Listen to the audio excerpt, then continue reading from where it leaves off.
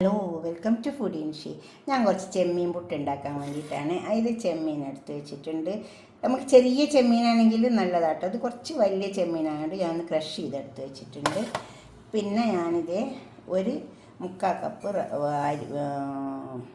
പുട്ടുപൊടി എടുത്ത് വെച്ചിട്ടുണ്ട്. ഇത് നനച്ചെടുക്കണം. ഇത് നനക്ക് മുമ്പ് നമുക്ക് ഈ ചെമ്മീനൊന്ന് പൊരിച്ചെടുക്കണം. അപ്പം ഇതിലേക്ക് കുറച്ച് മുളകിൻ്റെ പൊടി ഇട്ട് കൊടുക്കാം. അപ്പോൾ തന്നെ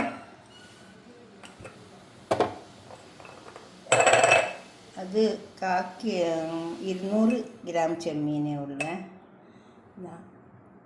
മുളകിൻ്റെ പൊടി, മഞ്ഞളിൻ്റെ പൊടി ഇട്ട് കൊടുത്തിട്ടുണ്ട്.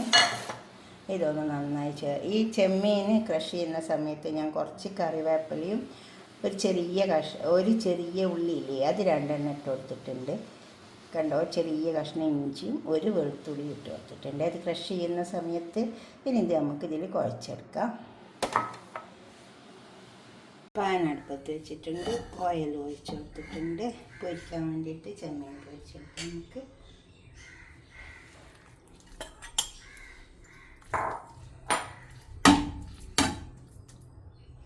ഇതിൽ കുറച്ച് പെരുംജീരകത്തിൻ്റെ പൊടി ഇട്ട് കൊടുക്കുന്നുണ്ട്.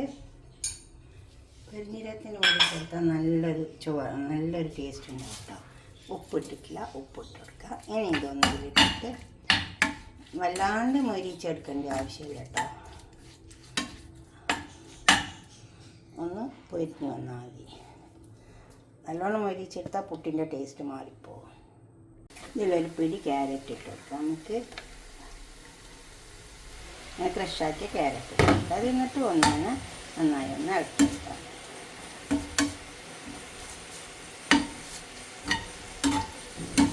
ആവി ഉണ്ടാകും മതി ക്യാരറ്റ്.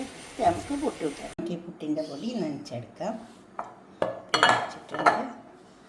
ഇത് ഇതിലേക്ക് ഇട്ട് കൊടുക്കാം. ഉണ്ടോ, ഇനി ഇത് നമുക്ക് നന്നായി ഇങ്ങനെ കുഴച്ചെടുക്കാം. അപ്പോൾ ഇതിൻ്റെ വെള്ളം തന്നെ ഈ പുട്ടിനായിക്കോളും. കണ്ടോ,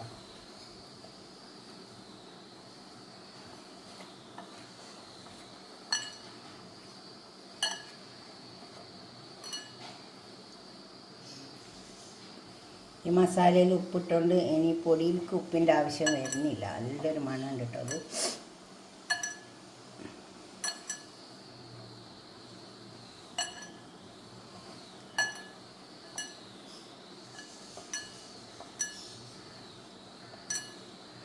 മുക്കാൽ കപ്പ് റവയാണ് ഞാൻ പുട്ടുപൊടിയാണ് ഞാൻ വെച്ചിട്ടുണ്ടായിരുന്നത്.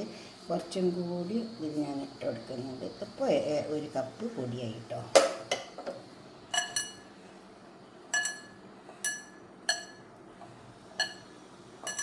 ഇത് പുട്ടുപൊടിയാണ്. പുട്ടിൻ്റെ പൊടി വാങ്ങാൻ കിട്ടും.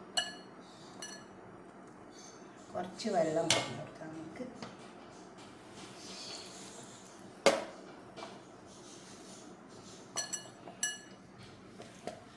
കുറച്ച് ഉപ്പിൻ്റെ കുറവുണ്ട്, അതിട്ട് കൊടുക്കാം. അപ്പോൾ കുറച്ചുകൂടി പൊടി ഇട്ടുകൊണ്ടാണ്. ഒന്നുകൂടി നന്നായി കുഴച്ചെടുക്കാം. ഇനി പുട്ടും കുറ്റി എടുത്തിട്ടുണ്ട്. നമുക്കത് നിറച്ചെടുക്കാം.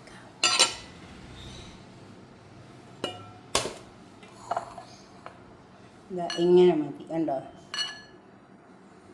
ഈ രീതിയിൽ കിട്ടിയാൽ മതി.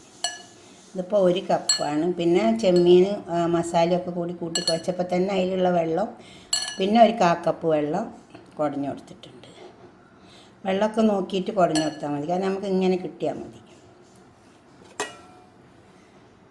ഇതിലേക്ക് പുട്ടുകുറ്റിയിലേക്ക് തേങ്ങ ഇട്ട് കൊടുക്കുക. എന്നിട്ട് ഇതിലേക്ക് നിറച്ച് കൊടുക്കുക. വീണ്ടും ഒരു തേങ്ങ ഇട്ട് കൊടുക്കുക. ഇതേപോലെ ഇങ്ങനെ ഒരു പിടി എടുത്താൽ മതി.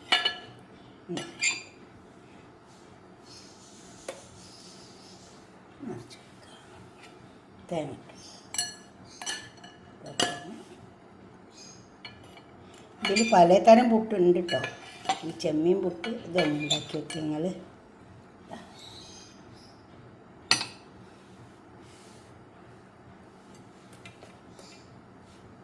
തേങ്ങ വെച്ച് കൊടുക്കുക.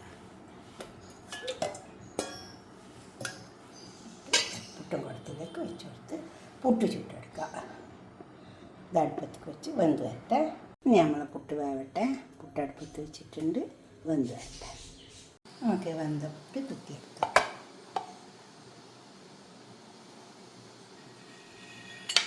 ഇതുപോലെ ഒരു മസാല പുട്ടുണ്ടാക്കി വയ്ക്കാം.